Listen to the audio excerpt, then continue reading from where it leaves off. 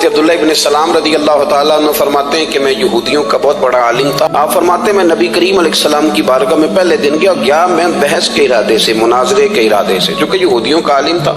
حضور اونٹنی پر تشریف فرما تھے.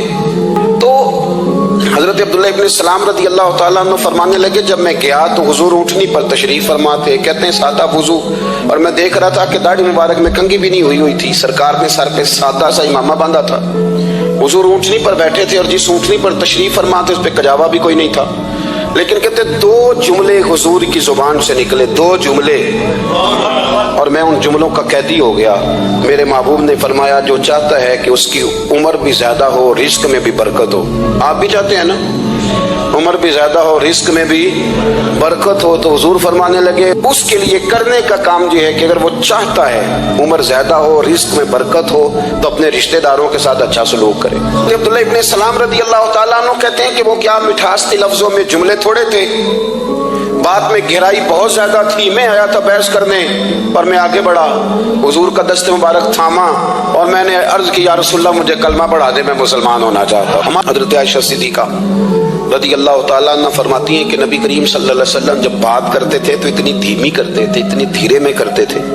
ہم نے تو یہ سنا ہے کہ صحابہ کہتے ہیں جب اللہ کے حبیب گفتگو کرتے تھے تو ہم یوں بیٹھتے تھے کہ ہمارے سروں پہ پرندے بیٹھے ہوئے، تو حرکت بھی نہیں کرتے تھے. تو بہرحال جو بات عرض کرنی ہے اس پر غور کریں. جناب عائشہ صدیقہ کہتی ہیں ٹھہر ٹھہر کے بات کرتے آہستہ، اور یہ لفظ آپ کو یاد رکھنا ہے. سیدہ عائشہ صدیقہ کہتی ہیں جب حضور گفتگو کرتے تھے نا تو اگر ہم نبی پاک کے الفاظ کو گننا چاہتے تھے تو گن بھی سکتے تھے، گننا چاہتے تو گن بھی.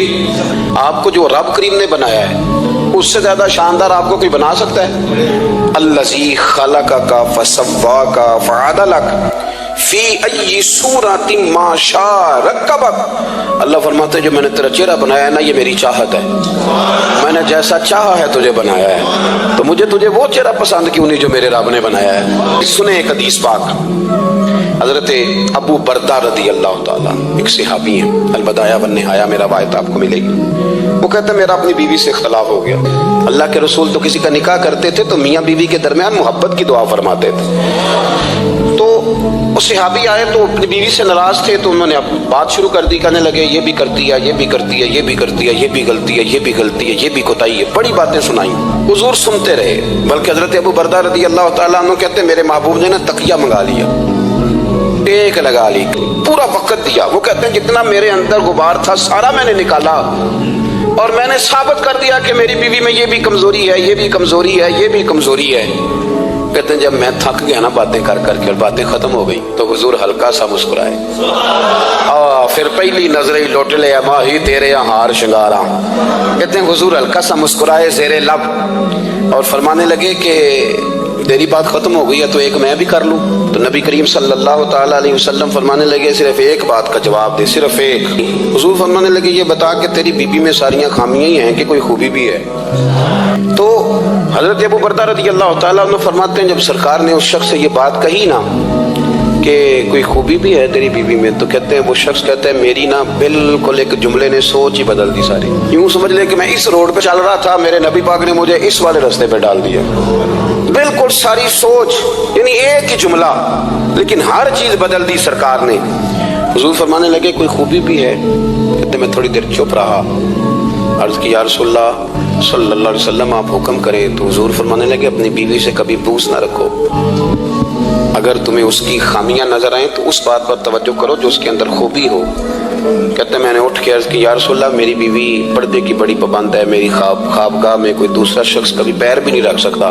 تو فرمایا جا پھر گھر جا کے بسا، جو سب سے اعلیٰ خوبی تھی وہ تو اللہ نے تیری بیوی کو عطا کی ہوئی ہے، گھر بسا.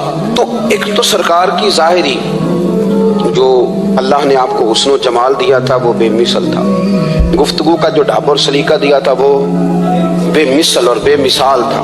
اور پھر جو حضور کی ادائیں تھی نا کانا خلقہ القرآن. حضرت عائشہ صدیقہ کہتی ہیں میرے محبوب کے اخلاق دیکھنے ہو تو قرآن پڑھو. جن اخلاق کا قرآن درس دیتا ہے وہ عملی طور پر سارے مدینے والے محبوب میں پائے جاتے تھے. جو سب سے بہترین عادت تھی نا، بہترین ترین عادت، وہ اللہ نے میرے رسول کریم کو عطا فرمائی. ایک کدو شریف ہے، حضور نے کدو استعمال فرمایا ہے. آپ چلے جائیں کسی بھی جگہ پہ، جس بندے کو بہت زیادہ بلڈ پریشر کا مسئلہ ہونا، تو اب اس کو ڈاکٹر کہتے ہیں کہ کدو ملے تو اس کو استعمال کراؤ۔ تیزابیت حد درجے اختیار کر دے اور اندر کا نظام سارا درم برم ہو جائے تو اس کو کدو استعمال کراؤ۔ اور آپ اس کی خاصیت دیکھ لیں، تمام سبزیوں میں سے تحقیق بھی سب سے زیادہ اسی پہ ہوتی ہے۔ میرے رسول پاک کا ایک طریقہ مبارک ہے، اور صحابہ کے اگرچہ سید الطعام گوشت ہے، کانوں کا سردار اسے کہا گیا، لیکن حضرت انس بن مالک رضی اللہ تعالیٰ عنہ فرماتے ہیں کہ درزی نے نبی پاک کی دعوت پکائی تھی، وہ درزی تھا، کپڑے سیتا تھا۔ آپ فرماتے ہیں کہ میں حضور کے ساتھ اس درزی کے گھر گیا تو گوشت اور کدو پکا ہوا تھا۔ فرماتے ہیں اگرچہ سردار گوشت ہی ہے، پر نبی کریم نے نا گوشت کے ٹکڑے ہٹا کے نا تو اندر سے کدو نکال کے کھایا۔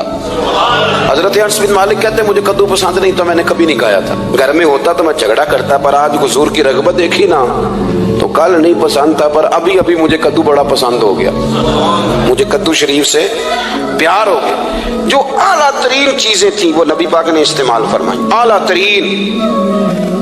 زیتون کی افادیت کبھی کم ہوئی ہے 1400 سالوں میں؟ کبھی کسی نے کہا ہو کہ زیتون استعمال نہ کرو؟ کبھی اس کی افادیت میں؟ یہ امامہ میرے نبی پاک کی سنت ہے، سارے پڑھیے صلی اللہ حضور کی سنت ہے نا یہ۔ کبھی کوئی بندہ ایسا آپ کو ملا ہو کہ اس نے امامہ باندھا ہو تو کسی نے کہا ہو رہن دے یار تینوں سونا نہیں لگتا؟ بندے سارے سونے تو نہیں نہ ہوندے، میری بات کی سمجھ آ رہی ہے؟ لیکن امامہ کبھی کوئی آپ کو ملے گا ہی نہیں کہ اس بندے کے مزاج کے ساتھ یہ فٹ یا اس کے چہرے کے ساتھ یہ فٹ۔ اینک آپ لے لیں بازار سے، چھوٹی بھی ملتی ہے بڑی بھی ملتی ہے، کچھ لوگوں کے چہرے پہ کچھ چیزیں نہیں سیٹ ہوتی، فٹ نہیں ہوتی، لیکن یہ سرکار کی چونکہ سنت ہے اور اس کا اعزاز یہ ہے کہ نبی پاک نے فرمایا جمعے والے دن امامہ باندھ کے آیا کرو، جمعے والے دن امامہ باندھ کے آیا کرو۔ جو لوگ جمعے والے دن امامہ باندھ کے آتے ہیں اللہ کے فرشتے ان پر درود بھیجتے ہیں۔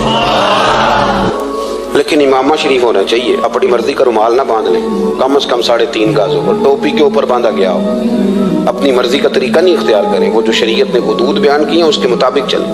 میری بات کی سمجھ آ رہی ہے؟ تو جو بات میں نے چھیڑی ہے وہ یہ ہے کہ اللہ کے محبوب رب کریم کی دلیل ہے۔ جتنا کائنات کے اندر حسن کوئی بندہ تلاش کرنا چاہے گا وہ مجبور ہو جائے گا اور اسے دروازہ رسول پہ جانا ہی پڑے گا۔